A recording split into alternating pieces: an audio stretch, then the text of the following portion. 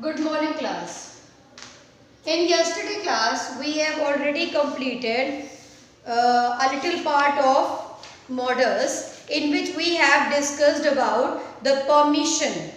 But the permission can be expressed by three words: may, can, and could. And for further, we have studied about possibility also, like may, might, can, and could. But we didn't study about how to use them in the different sentences. Class, you can see in exercise D that fill in the blanks are given. Fill in the blanks with may, might, can, could according to the suggestion in the bracket you should fill. Okay. So let's start with the first example. I am going to solve the first exercise. I will solve 5 questions. Rest of the 5 questions you will be solved. Okay. You will solve. Okay. So he thought, the question is, he thought that she dash be at the office in the afternoon. In the afternoon. Yes. Ma'am, you have written he thought the, not that. Yes, that. Correct, my dear. Okay. So इस sentence में आपको hint दिया हुआ है general possibility in past. Obviously जब भी past की बात होती है किस क्या हम यूज करते हैं? कुड. सही है ना? तो यहाँ पर क्या यूज करेंगे? He thought that she could be the office be at the office in the afternoon. तो यहाँ पर हमने could का यूज कर दिया. ये तो हो गया हमारा सही. अब नेक्स्ट क्वेश्चन है हमारा, it dash rain tomorrow. It might rain. Weak possibility. So might rain tomorrow. Very good. Okay. Number 3. If you call me. If you call him, he dash attend the function. अगर तुम उसको call करोगे तो वो function attend कर सकता है. A very weak possibility. A very weak possibility के लिए क्या हो जाएगा? कुड. क्या हो जाएगा? कुड. ठीक है क्लास. अब फोर्थ वाली हम जा रहे हैं. फोर्थ वाला है, देखो बच्चों, जहां पे वीक पॉसिबिलिटी होगी वहां माइट यूज करना. जहां पे वेरी वीक पॉसिबिलिटी होगी वहां पर कुड यूज करना. ठीक है. तो अब यहां पे देखो फोर्थ वाला है, ही dash be doing is homework this afternoon.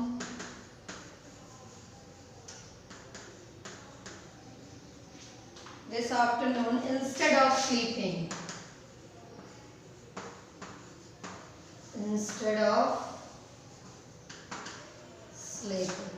So in this one given is weak possibility. So what we write, class? Might. Very good. कोई ऐसा बच्चा है जिसको इतने सारे क्वेश्चंस में से एक भी समझ में ना आया हो? Any one of you who would like to ask anything, kindly ask me so that your all the confusion must be out from your mind. Okay? If you will have any problem, kindly ask me, because if you won't ask me, I won't be able to tell you what are your problems. Okay? So it might help me. Okay, yes, ask beta. Ma'am, can you use may instead of might?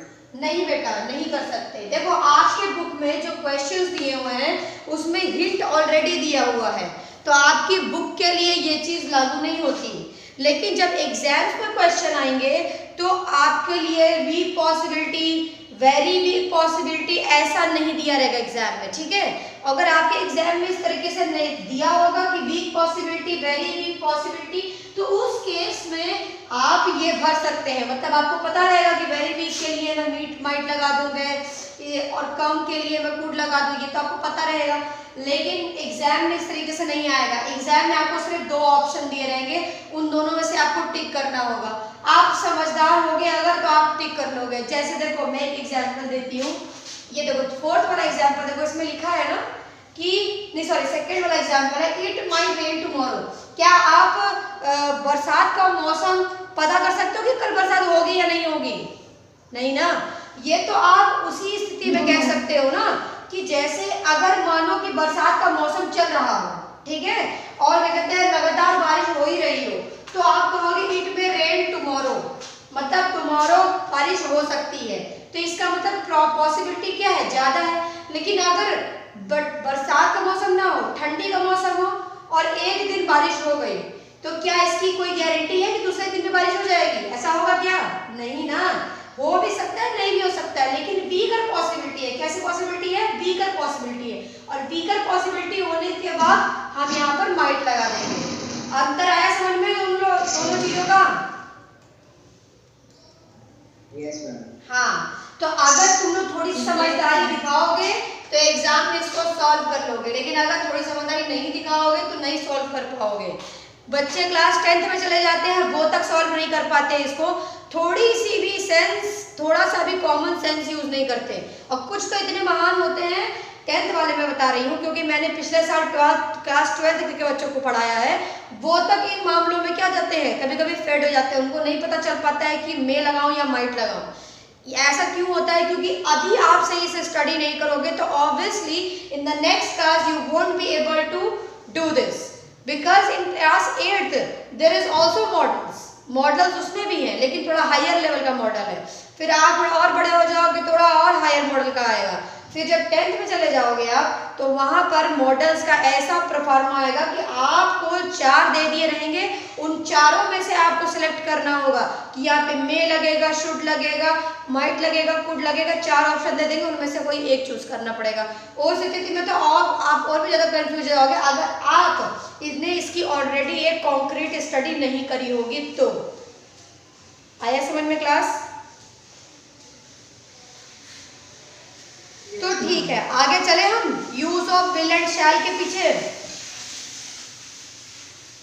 Yes, ma'am. ठीक है,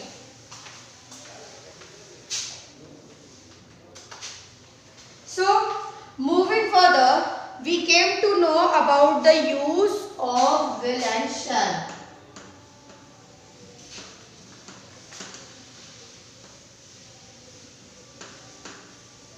अब देखो, अब will है और शैल है, सीधी सी बात है, हम लोग विल और शैल का यूज ज्यादातर फ्यूचर टेंस के लिए करते हैं। हमारा राइट क्लास? फ्यूचर टेंस में हम विल का यूज करते हैं और शैल का यूज करते हैं। सही कह रही हो ना? Yes, ma'am. विल का यूज हम किन के लिए करते हैं? सभी के लिए करते हैं, लेकिन शैल का यूज हम आई और वी के लिए करते हैं। इन दोनों वर्ड्स को छोड़कर बाकी सब के लिए हम विल का यूज करते हैं, है ना? अब इसमें लिखा है कि will and shall are used to suggest promise. ये इनका यूज जब हम मॉडल्स के रूप में करते हैं, मैंने तुम लोगों को पहले भी बताया है कि ये जो बी के फॉर्म्स होते हैं, बी के फॉर्म्स कौन से हैं? Is, am, are, was, were, will, shall, ये सब जो है इनका यूज हम मेन वर्ब की तरह भी करते हैं और ऑक्सिलरी वर्ब की तरह भी करते हैं। ओके, जस्ट लाइक दैट यहाँ पे जो विल और शैल है आपका, ये दोनों वर्ब भी ऐसे हैं जिनका यूज हम मेन वर्ब की तरह भी करते हैं, इनका यूज हम टेंस के लिए भी करते हैं, मतलब हेल्पिंग वर्ब की तरह भी करते हैं और मॉडल वर्ब की तरह भी यूज करते हैं। अब तीनों तुम लोग नोट कर लो। विल और शैल एक ऐसे वर्ड है जिनका यूज हम मेन वर्ब की तरह भी करते हैं। दूसरा, हम इनका यूज ऑक्सिलरी वर्ब की तरह भी करते हैं और इनका यूज मॉडल वर्ब की तरह भी होता है। समझ रहे हो ना, ये लोग हर चीज में फर्स्ट आते हैं, चाहे इनको डांस में पार्टिसिपेट कर लें, चाहे ये संगीत में पार्टिसिपेट कर लें, किसी भी चीज में चले जाए उसमें ये लोग पार्टिसिपेट कर लेते हैं, मतलब सब में टैलेंटेड है। समझ में आ गया ना, थोड़ा सा इजी लैंग्वेज में समझा रही हूँ, नहीं समझ में आएगा तो पूछना, ठीक है। अब विल और शैल में डिफरेंस जानो। लिखा है will is used with all person while shall is used only with first person। First person जानते हो ना, आई और वी क्या होते हैं, फर्स्ट पर्सन होते हैं, ठीक है। सो हाउएवर व्हेन प्रॉमिस सजेस्टेड, लेकिन जब किसी सेंटेंस में ऐसा सजेशन हो, it means the sentence suggest about the promises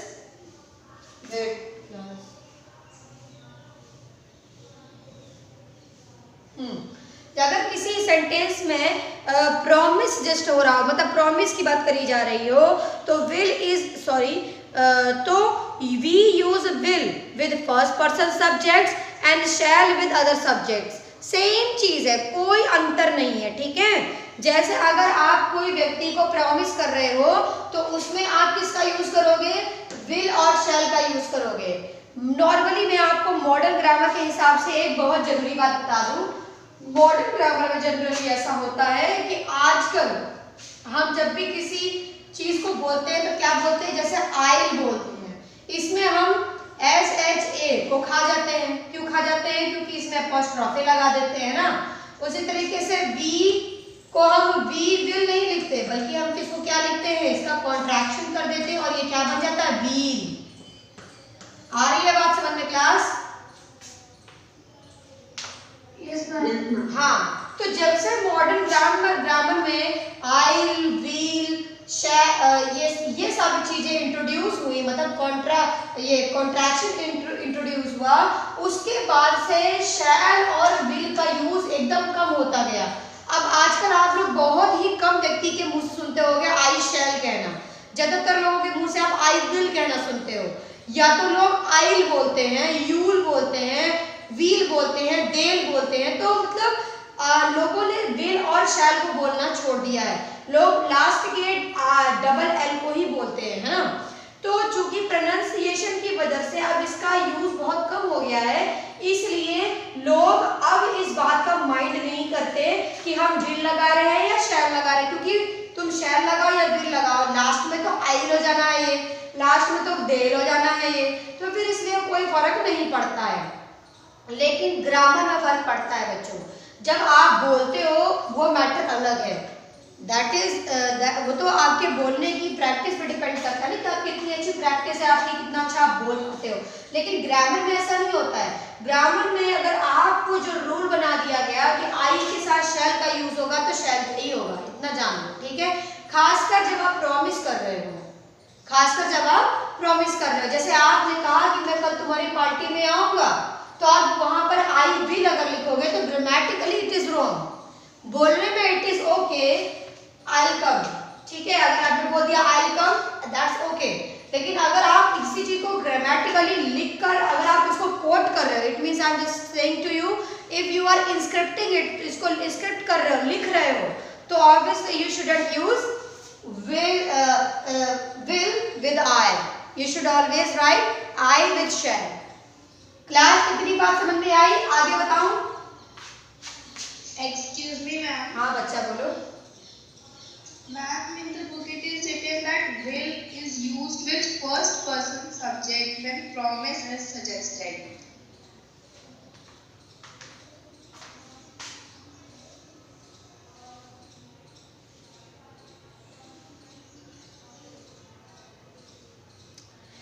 वही चीज है, सेम टू सेम है। इस बुक में इसको उल्टा करके दिया हुआ है, मतलब ऐसा नहीं है कि जो मैं बता रही हूँ उसमें और इसमें ज्यादा अंतर है। मैं आप लोगों को फिर वही चीज बताना चाह रही हूँ कि ग्रामर में इस बात का फर्क पड़ता है कि आप विल का यूज कर रहे हो या शैल का यूज कर रहे हो। अभी मैंने प्रॉमिस तक बात नहीं करी है, अभी मैं सिर्फ नॉर्मल यूज की बात बता रही हूँ आपको, ठीक है।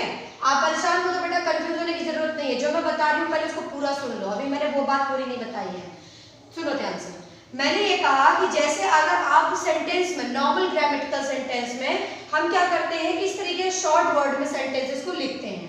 जिस तरीके से हम कॉन्ट्रैक्टेड वर्ड्स को लिखते हैं तो उसमें उतनी इस गलती को पकड़ा नहीं जाता, लेकिन जब यही चीज ग्रामेटिकल वर्ड में या कोट करके आप लिख देते हो तो ये गलती पकड़ी जाती है। लेकिन ग्रामर में, मॉडर्न ग्रामर के हिसाब से आप चाहे विल का यूज करें चाहे शैल का यूज करें, दोनों का मतलब सेम ही होगा या दोनों का अर्थ सेम ही होगा। लेकिन ग्रामेटिकली हम ज्यादातर जो मॉडर्न इंग्लिश में है हम बहुत सारे चेंजेस अपने आप खुद कर रहे हैं, परंतु अगर हम ग्रामर के रूल्स को रिजिड मानकर चले, एक होता है बच्चों हमारे जो इंग्लिश है, मैं तुम लोगों को एक बात बता दूं, इंग्लिश में कोई भी रूल्स रिजिड नहीं होते।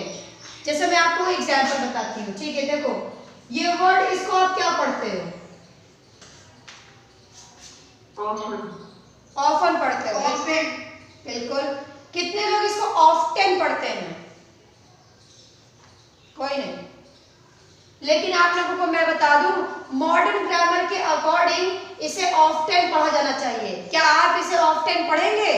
नहीं पढ़ेंगे, क्योंकि आप बचपन से ही ओल्ड ग्रामर पढ़ते आ रहे हैं और इसे आप ऑफन ही कहेंगे। और मैं भी जब छोटी थी ना तो मुझे भी डांट पीट कर इसे ऑफन ही पढ़ाया गया है, लेकिन अब मैं इसे ऑफ्टन पढ़ती हूँ क्योंकि मॉडर्न ग्रामर कहता है कि ये ऑफ्टन है। ठीक है, तो मॉडर्न ग्रामर कभी भी चेंज हो सकती है और मॉडर्न ग्रामर में कुछ भी हो सकता है। ठीक है बेटा, अगर आप एग्जाम में विल की जगह शैल लिख भी दोगे ना तो भी आपको पूरे नंबर मिलेंगे, क्योंकि वहां पर बात सिर्फ और सिर्फ प्रॉमिस की हो रही है। इसका ये मतलब, ठीक है, सिर्फ प्रॉमिस की हो रही है। प्रॉमिस में आई और विल, आपके बुक में एक और चीज बता दूं, 10th के एग्जाम में जब आप 10th में जाओगे तो 10th के एग्जाम में जब आपके एग्जाम में आएगा तो इस तरीके से आपको उसमें विल और शैल में डिफरेंस नहीं पता करना होगा। आपको वहां पे शुड दिया जाएगा, कुड दिया जाएगा, एक विल दे दिया जाएगा और एक नन ऑफ दीज दे दिया जाएगा। ठीक है, तो आप बताओ, आप इसमें चूज नहीं कर लोगे कि ये विल होगा? कर लोगे ना? हाँ, तो जानते हो ऐसा क्यों होता है? क्योंकि पेपर बनाने वाले को ये बात बहुत अच्छे से पता है कि इंग्लिश इतनी कंफ्यूजिंग लैंग्वेज है कि वो बच्चों को इतनी आसानी से समझ में नहीं आने वाली है, और बच्चे इसका यूज रैपिड करते हैं। मतलब तुम लोग तो इंग्लिश मीडियम के स्टूडेंट हो, हिंदी मीडियम के स्टूडेंट के लिए और भी कठिन होता है इसको यूज करना, क्योंकि वो तो इतनी इंग्लिश की किताबें भी नहीं पढ़ता जितना आप लोग पढ़ते हो। जब आप इतना कंफ्यूज हो जाते हो तो हिंदी मीडियम वाले कितना कंफ्यूज हो जाते होंगे। इसलिए मैं तुम लोगों को ये बात बताना चाह रही थी कि विल और शैल का यूज अगर आप लोग एग्जाम में दोनों अगर अलट पलट भी कर देते हो तो आपको पूरे मार्क्स मिलेंगे। अब ग्रामर में रिजिडनेस को क्या कर दिया गया है? खत्म कर दिया गया है। मतलब कि रिजिड ग्रामर का ये जो कॉन्सेप्ट है अब धीमे धीमे समाप्त हो रहा है। अगर आप शैल की जगह विल का यूज करो या विल की जगह शैल का यूज करो तो आपको एग्जाम में पूरे मार्क्स मिलेंगे। आया समझ में क्लास? अब तुम लोग कंफ्यूज मत होना कि इसमें तो विल होता है, इसमें तो शैल होता है। हाँ, जैसे आपकी बुक में लिखा है आप उतना जान लो, क्योंकि कोई अगर आपसे पूछेगा, ठीक है, जरूरी नहीं भाई मैं जरूरी तो नहीं कि मैं मानो मैं अगले साल रहूं या कोई और टीचर रहेगा तो वो दूसरा टीचर हो सकता है ओल्ड ग्रामर को ही फॉलो करते आ रहा हूं। मैं तो न्यू ग्रामर फॉलो करती हूँ, जो कि सच बात। जो ओल्ड ग्रामर टीचर फॉलो करता होगा वो ऑब्वियसली ओल्ड ग्रामर को ही, रिजिड ग्रामर को ही ज्यादा महत्व देगा, परंतु मैं ऐसा नहीं करती हूँ। ठीक है, so it is my advice to you should learn whatever your book is saying, but you should also keep in your mind what I am telling to you. Okay class, did you understand what I was saying? Yes ma'am. हाँ, इतना समझ लिया? अब आगे चले हम? Yes ma'am. Yes. चलो, सो अब देखो इसमें लिखा ना, एक देखो आप ही की बुक में लास्ट में लिखा भी है, The use of shall is not very common now. लिखा है ना कि अब shall का यूज बहुत कॉमन नहीं रह गया। ये बात आपकी बुक भी कह रही है, इसलिए आप लोग बिल्कुल चिंता एकदम मुक्त हो जाओ। बस इतना जानो कि प्रॉमिसिंग सेंटेंसेस के लिए, मतलब प्रॉमिस वाले सेंटेंस के लिए विल और शैल का यूज होगा, ना कि शुड, कुड, मे, माइट, इन सब का यूज नहीं होगा। ठीक है, बस इतना दिमाग में भर लो कि विल और शैल में से किसी भी एक का यूज कर देंगे तो आपको पूरे नंबर मिल जाने हैं। ठीक है, आगे चले प्रोहिबिशन पे। ये वाला समझ में आ गया ना? Yes, ma'am. Yes, ma'am. चलते। So next part is prohibition.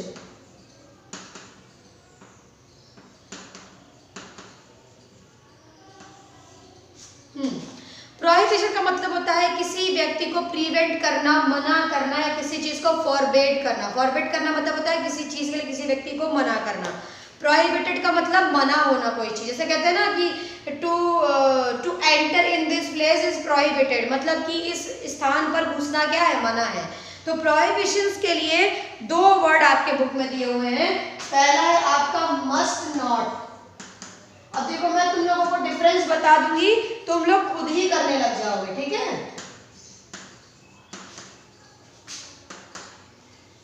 वैसे इसका यूज बहुत कम होता है, फिर भी मैं तुम लोगों को बता दे रही हूँ। अच्छा अब तुम लोग बताओ, अगर कोई जेंट्स है, जितने बॉयज हैं ध्यान सुनेंगे, ठीक है? अगर जो आप बॉय हैं, ठीक है, आप क्या लेडीज वॉशरूम में घुसेंगे?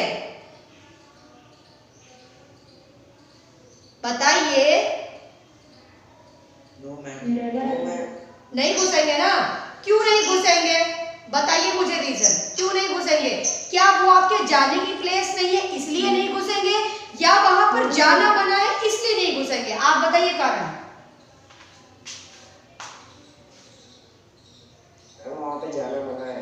अरे एक बात बताओ, अगर किसी कोई इमरजेंसी आ ही गई, मानो इमरजेंसी आ ही गई, तो भी नहीं जाओगे? अगर कोई भी अगर कोई मतलब कोई महिला नहीं घुसी हो तो उस स्थिति में, और मानो आप पूरे स्कूल में अकेले हो और पूरे स्कूल में कोई भी टीचर नहीं है और मेंस वॉशरूम जो है वो बहुत गंदा है, तो क्या आप लेडीज वॉशरूम का यूज नहीं करोगे? उस स्थिति में करोगे, जरूर करोगे। अभी कह रहे हो वो अलग बात है, मतलब मैं तुम्हें ये बात इसलिए बता रही हूँ, ये बहुत ही सिंपल और सबसे सिंपल एग्जाम्पल है आप लोगों को समझाने के लिए। ये कोई ऐसा कोई शर्म और कोई ऐसा कोई वो नहीं है, ठीक है? एग्जाम्पल नहीं है। आप लोग इतना ऑब्सेस्ड मत हो जाना कि मैम ने ऐसा एग्जाम्पल क्यों दे दिया, हम लोग तो बहुत शाय फील करने लगे, ठीक है? ध्यान से सुनो मेरी बात। अब देखो क्या होता है कि जनरली हमें ये बताया जाता है कि जो बॉयज होते हैं या उनको मेंस वॉशरूम यूज करना चाहिए, और जो गर्ल्स होती है उनको लेडीज वॉशरूम यूज करना चाहिए। But in the emergency it happens कि आपको पता ना चले, या आप वॉशरूम के ऊपर लिखे हुए पॉइंट को ना देखें, या फिर अगर आप किसी ऐसी जगह चले गए हैं जहां पर मेंस और वुमेन दोनों के लिए सेम वॉशरूम हो, तो उस स्थिति में आप क्या करेंगे? आप दोनों ही एक ही वॉशरूम का यूज करेंगे। ऑब्वियसली ऐसा गांव के स्कूल्स में होता है, ठीक है? अब देखो यहाँ पर एक बात आपको समझ में आ गई कि ऐसी इमरजेंसी में क्या होगा कि अगर आपके पास ये ऑप्शन होगा कि मेंस और विमेन दोनों वॉशरूम अलग अलग है, तो आप ऑब्वियसली आप मेंस वॉशरूम में जाओगे। लेकिन उस स्थिति में जहाँ पे मेन और वुमेन दोनों ही वॉशरूम सेम है, वहां पर ऑब्वियसली आपको एक ही रूम एक ही यूज करना है, तो वहां पर आपको क्या है, आपकी जिम्मेदारी ये है, आपका ऑब्लिगेशन ये है कि आप वॉशरूम को तब तक यूज करने के लिए बाहर ना खड़ा रहे जब तक कोई महिला उसके अंदर घुसी हुई है। ये चीज एक क्या आता है, ये एक सामाजिक और नैतिक जिम्मेदारी के अंतर्गत आता है। क्यों क्लास, मैं सही कह रही हूँ कि नहीं?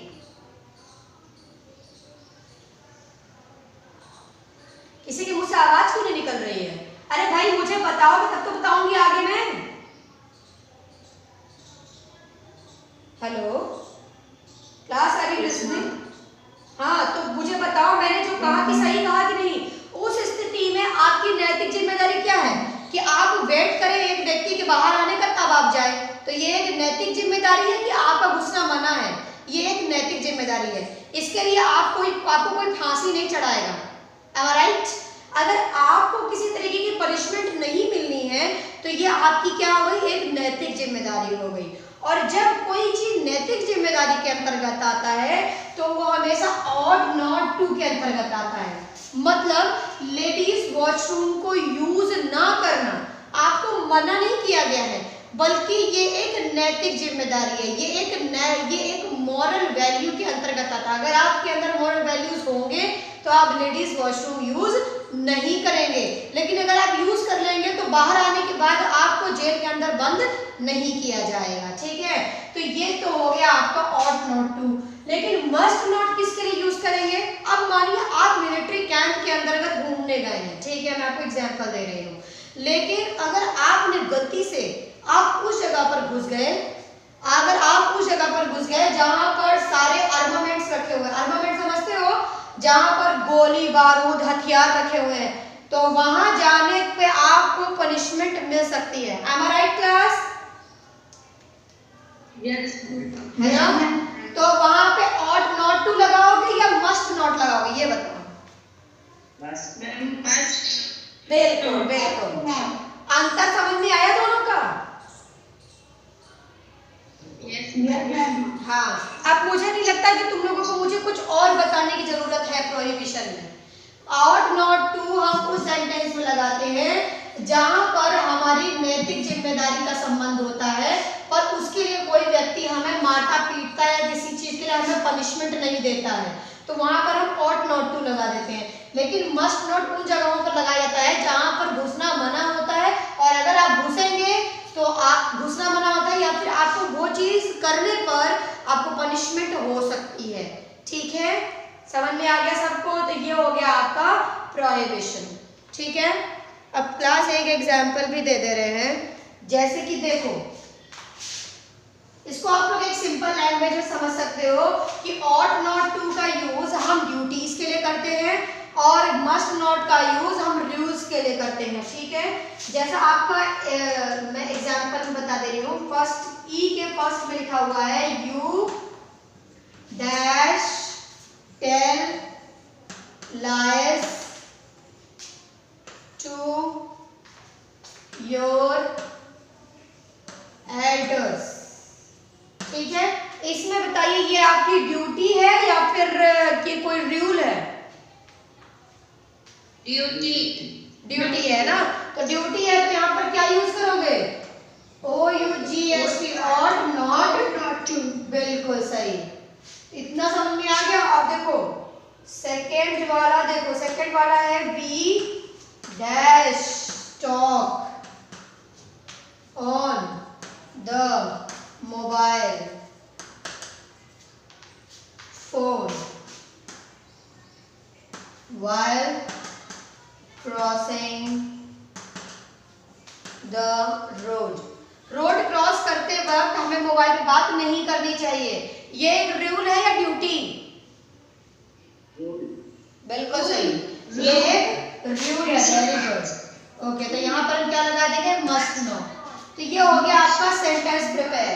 ओके, नेक्स्ट आपका है रिक्वेस्ट। इसको जल्दी से मैं खत्म कर देती हूँ, उसके बाद आपका ये चैप्टर फिनिश हो जाएगा, ठीक है। देखो अब हम रिक्वेस्ट की बात आते हैं। रिक्वेस्ट हम कब करते हैं? In case when we want something from somebody,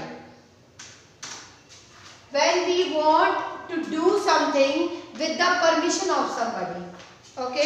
permission और रिक्वेस्ट में क्या डिफरेंस है? Can anyone explain what is the difference between request and permission? Can anyone?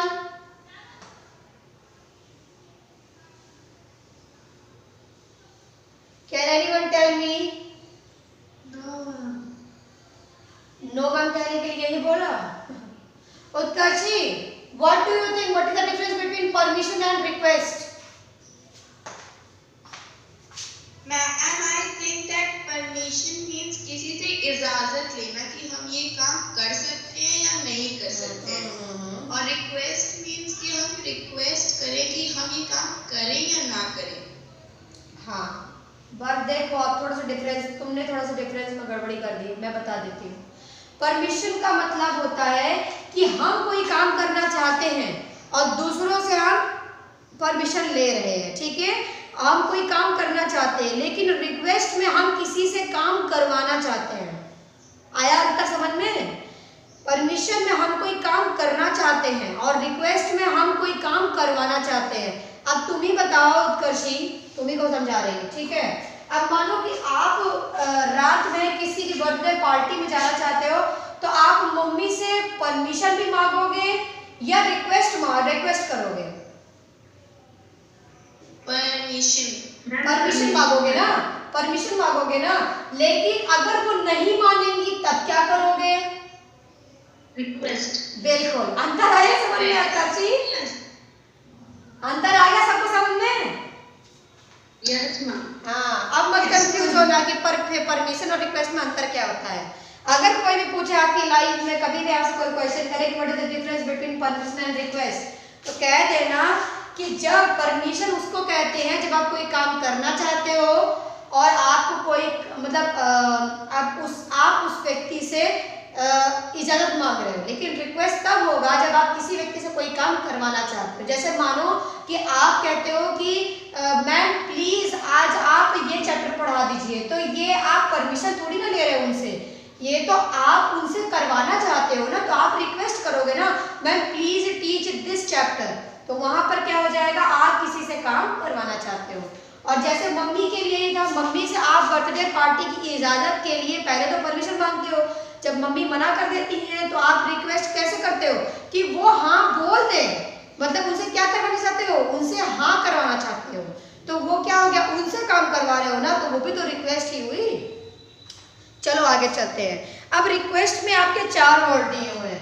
पहला है आपका would, second word is won't. Won't जो है वो बच्चों वुड और नॉट, वुड नॉट का कॉन्ट्रैक्शन है, ठीक है। कैन है और ये आपका वुड है, ठीक है। ध्यान से देखना, इन चारों में बहुत ही छोटा छोटा डिफरेंस है, पता नहीं कर पाओगे, ठीक है, इसलिए ध्यान से सुनो। Use would is use to make polite request, it is more polite than will, ठीक है। जैसे मैं कहती हूँ बच्चों तुम लोग will you please open your copies and books, यहाँ पर मैं तुम लोगों से रिक्वेस्ट नहीं करती हूँ, बस एक हम्बल सेंटेंस बोलती हूँ, ठीक है। लेकिन अगर मैं वुड यू प्लीज बोल देती हूँ तो इसका मतलब मैं तुम लोगों से बहुत बड़ी हम्बल रिक्वेस्ट कर रही हूँ। जैसे मैं तुम लोगों से कहूँ कि would you please tell me what how many chapters are taught today, sorry till today, तो ये चीज क्या है, मेरी हम्बल रिक्वेस्ट है, मतलब मैं किसी एक बच्चे से क्या कहती हूँ, थोड़ा सा अफर्ट करने के लिए बोल रही हूँ। लेकिन विल जो है वो एक तरीके से थोड़ा सा उसमें ऑर्डर वाला मिक्स होता है, समझ रहे हो ना, ऑर्डर वाला मिक्स होता है, विल वाले में ऑर्डर मिक्स होता है और वुड वाले में वो प्योर होता है, वो प्योर रिक्वेस्ट है। विल जो होती है वो प्योर रिक्वेस्ट नहीं होती, ठीक है। बस अंतर समझो बच्चों, क्लास में थोड़ा पानी, थोड़ा कम पानी, थोड़ा और पानी, एकदम कम पानी, यही वाले डिफरेंस है ये बीच बीच में, बस ध्यान सुनना। वुड का हम यूज तब करेंगे जब हम किसी व्यक्ति से प्योर रिक्वेस्ट कर रहे हो। जैसे मैं कहूँ कि would you please come with me, मतलब कि अगर आपको लगता है कि वो व्यक्ति आपके साथ आने को तैयार नहीं होगा तो उस वक्त आप क्या करोगे, उससे एक हम्बल रिक्वेस्ट करोगे और उस हम्बल रिक्वेस्ट में आप उससे क्या कहोगे, वुड कहोगे, क्या कहोगे, वुड। तो ये हो गया आपका प्योर रिक्वेस्ट। वोंट क्या हो गया, यूज टू मेक, ये भी यूज करा जाता है, वोंट भी और वुड भी यूज करा जाता है, ठीक है। सुनो मेरी बात, सुनो मेरी बात बच्चों, तुम लोगों को अंतर नहीं समझ में आएगा, इसलिए ध्यान से सुनो मेरी बात। देखो वुड का यूज हम तब करते हैं जब हम कोई पोलाइट रिक्वेस्ट कर रहे होते हैं। वोंट का यूज भी सेम जगह पर किया जाता है, चाहे आप वुड का यूज कर लीजिए चाहे आप वोंट का यूज कर लीजिए। आपकी बुक में जैसे दिया है ना, use to make a request, ऊपर दिया है use to make a polite request. अब दोनों में डिफरेंस क्या पता चला, जैसे देखो मैं आप लोगों को हिंदी में समझा देती हूँ तो आप लोग समझ जाओगे। जैसे अगर हम हिंदी में किसी व्यक्ति से कहें कि क्या आप मेरा ये काम कर दोगे, अगर यही चीज इंग्लिश में होगी तो क्या होगा, would you please do this for me, एक तो ये हो गया, ठीक। अभी हिंदी में मैं वोंट को बताती हूँ, क्या आप मेरा ये काम नहीं कर दोगे। अब बताओ दोनों में क्या डिफरेंस है। पहले वाले सेंटेंस में मैंने क्या बोला, क्या आप मेरा ये काम कर दोगे, और दूसरे वाले में मैंने क्या बोला, क्या आप ये काम मेरा नहीं कर दोगे। अब दोनों में क्या डिफरेंस है, कौन बताएगा मुझे, मेरी बातों में क्या डिफरेंस है दोनों में, जल्दी बताओ, मेरा टाइम ऐसे खत्म हो।